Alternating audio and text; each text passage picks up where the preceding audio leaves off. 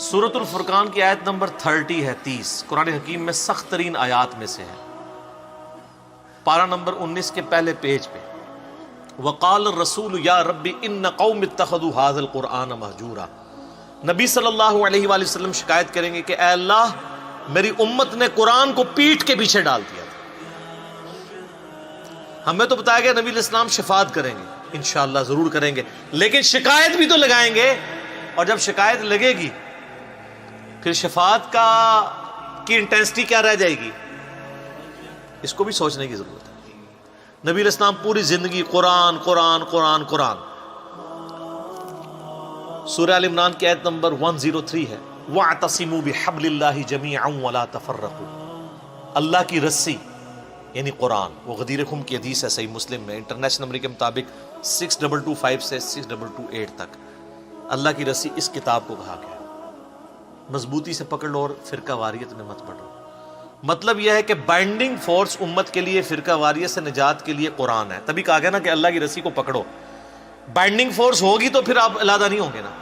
اور اس کو وائس ورثہ بھی کر لے کہ جو اللہ کی کتاب کو چھوڑے گا وہ لازمی فرقہ واریت میں پڑ جائے گا، اینڈ وائس ورثہ۔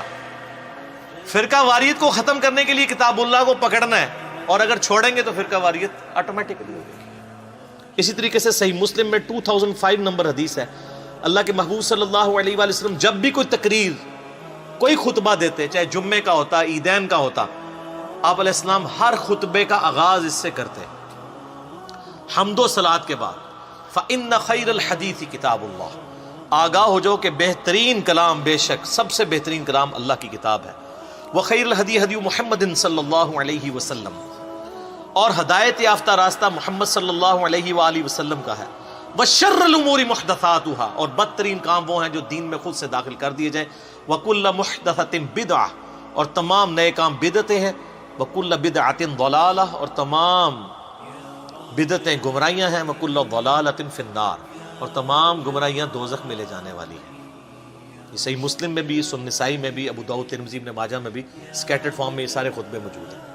تو نبی علیہ السلام پوری زندگی جس کتاب کو ایمفسائز کرتے رہے، اس کتاب کو آگ لگانے پر کافر پر تو غصہ ہے، جو آپ نے انٹلیکچوئل آگ اس کتاب کو لگا رکھی ہے، فزیکل آگ نہیں لگائی گئی، لیکن اینڈ رزلٹ یہ ہے کہ انہوں نے بھی کتاب اللہ کی توہین کی، آپ نے توہین اس حوالے سے کر دی کہ قرآن کے اوپر عمل ہی نہیں کیا، قرآن کو جزدان میں لپیٹ کے رکھ دیا، اس کا ترجمہ ہی نہیں پڑھا۔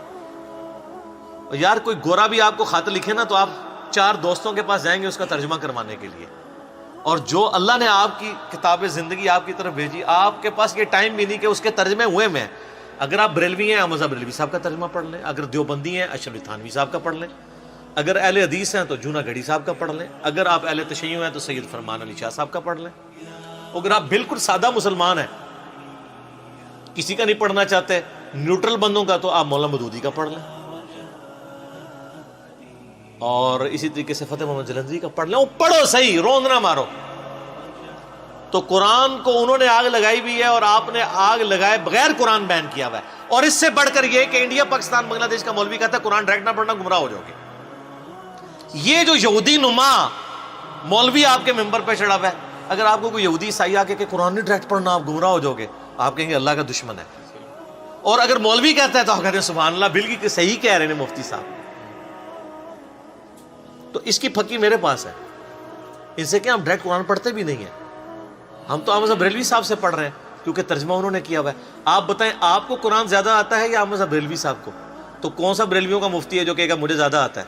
تو ان کو تو انہوں نے اردو میں کیا، اور اردو میری مدر ٹنگ ہے، جس طرح صحابہ کرام کی مدر ٹنگ تھی عربی، ان کو کسی سے ترجمہ نہیں کرانا پڑتا تھا۔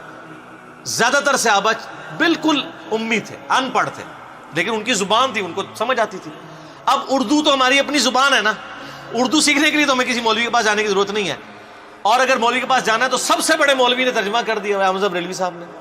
جو بندی سے پوچھیں کہ آپ کو زیادہ علم ہے یا اشرف تھانوی صاحب کو، کہا تھانوی صاحب کو، تو ہم کہیں ہم تو ان سے پڑھتے ہیں، انہی کا ترجمہ ہے۔ اور یہ ترجمے انہوں نے کیا قرآن بیچنے کے لیے اور پیسے کمانے کے لیے لکھے تھے یا عوام الناس کی بھلائی کے لیے؟ بھلائی کے لیے۔ تو سر اس بھلائی سے ہمیں نفع بھی نہیں آپ اٹھانے دیتے، کہتے ہیں علماء سے دور کرتے ہیں۔ اور سر ہم کہتے ہیں علماء سے جڑیں، ہم ہی تو جوڑ رہے ہیں، دور نہیں کر رہے۔ ہاں جو سو کالڈ مولوی بنے ہوئے ہیں جو قرآن سے دور کرنا چاہتے ہیں، ہم کہتے ہیں ان سے بچیں، نقالوں سے ہوشیار رہیں۔